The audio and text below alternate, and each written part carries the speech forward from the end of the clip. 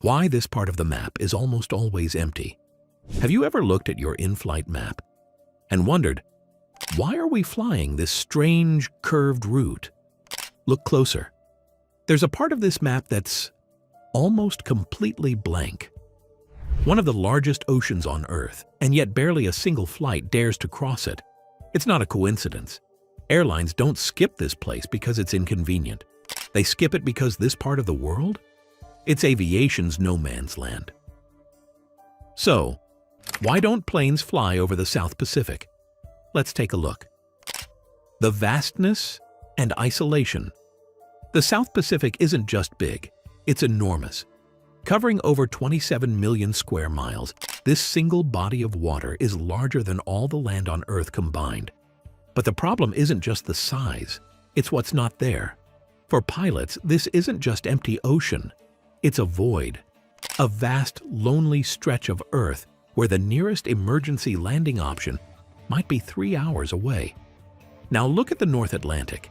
Yes, it's also an ocean crossing, but no matter where you fly, you're never more than about 2 hours from solid ground. In the South Pacific, there's no safety net, no quick turnarounds. Once you commit to a route here, you're flying through some of the most isolated airspace on the planet. It's a part of the world where, if something goes wrong, you're truly on your own. Safety regulations, it.It explained. There's a saying in aviation, engines turn or passengers swim. That's where ETOPS comes in. Extended Range Twin Engine Operations Performance Standards.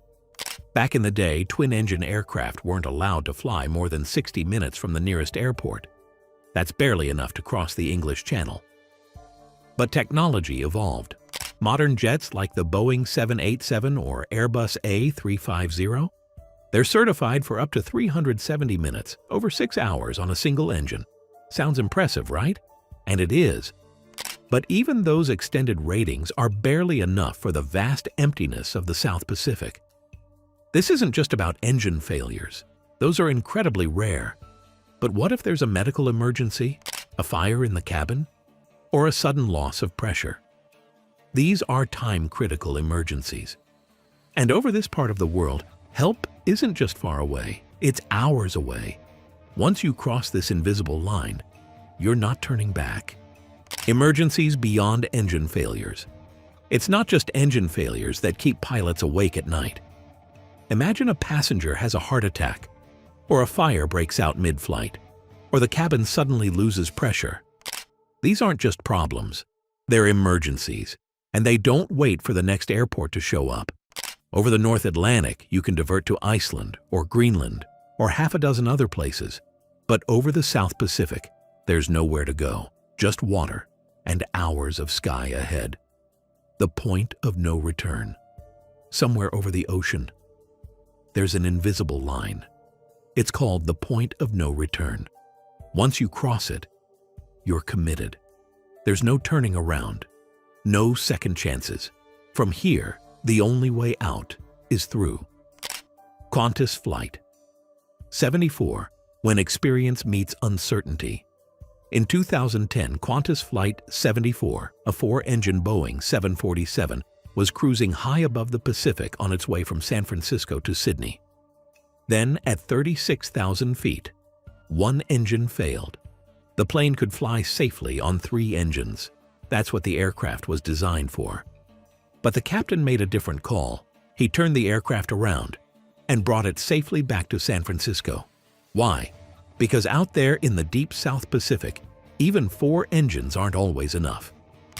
The world isn't flat, and neither are flight paths. At first glance, it seems obvious. A straight line from New York to Tokyo should go straight across the Pacific. But here's the twist. On a globe, the real shape of our world, that curve is actually the shortest route. It's called a Great Circle route. And it's not just about saving time, it's about staying closer to land, closer to safety. Because when you're flying over 10,000 miles of ocean, being a little closer to solid ground makes all the difference. Geography. A silver lining in the South Pacific. Here's a surprising fact. The shortest flight path from Sydney to Santiago doesn't slice straight through the deepest South Pacific. Instead, it arcs south, closer to Antarctica, and thankfully, closer to emergency landing options in New Zealand and southern South America. This geographic quirk gives pilots a lifeline, a safety net in an otherwise unforgiving ocean. Even in one of the world's most isolated regions, nature offers a glimmer of hope. The sky isn't always friendly. Over the South Pacific, the danger doesn't just come from the sea below, but from the skies above. These are jet streams, rivers of wind that can throw even the largest aircraft into violent turbulence. And then there's cyclone season, from November to April. Out here, storms form fast, and data is scarce. Unlike land-based routes monitored by thousands of stations, the South Pacific remains a forecasting blind spot. And when you're 5 hours from the nearest runway, guessing is never part of the flight plan. The price of playing it safe. When you're flying across one of the most isolated places on Earth, you don't just bring enough fuel, you bring extra, a lot extra. But here's the catch. The more fuel you carry, the heavier the plane gets. And the heavier the plane, the more fuel it needs just to carry that extra fuel. It's a compounding problem. A fully fueled long-haul jet might need an additional 10 to 15 tons of fuel just to stay safe over the South Pacific. For airlines operating on razor-thin margins, that's not a small number. That's the difference between a profit and a loss. Safety always comes first. But in aviation, every decision is a dance between risk and cost. Flying into silence. In most parts of the world, planes are tracked every second. Pilots are never truly alone. But out here, in the vast emptiness of the South Pacific, even that connection can vanish. There are no nearby radar towers. Communication often relies on high-frequency radio, a technology older than jet engines and far less reliable. Modern satellites help, but they don't cover everything. And in those blind spots, a jet carrying hundreds of lives can vanish from real-time tracking. It's not just about where you are. It's about who knows you're there. The skies are smarter, but still silent. Technology is catching up. Systems like ADS-B, Automatic Dependent Surveillance Broadcast, allow planes to report their location, speed, and altitude in real time. But even this innovation has limits. Not every aircraft uses ADS-B. Not every ocean region has receivers to pick up the signal. And even satellites can't see through every patch of sky. It's a major leap forward, yes, but it's not a safety net. Not yet. Out here, surrounded by nothing but sea and sky, even in the age of smart planes and satellites, isolation still rules the air. The few who dare. There are a few rare exceptions. Airlines like LATAM, Qantas, and Air New Zealand do fly these routes, but they don't do it lightly. These flights are the result of intense planning and cutting-edge aircraft, capable of flying over 5 hours on a single engine. 330 minutes of safety margin, built not for comfort, but for survival. They are calculated risks, executed with near perfection. The future is bright, but not boundless.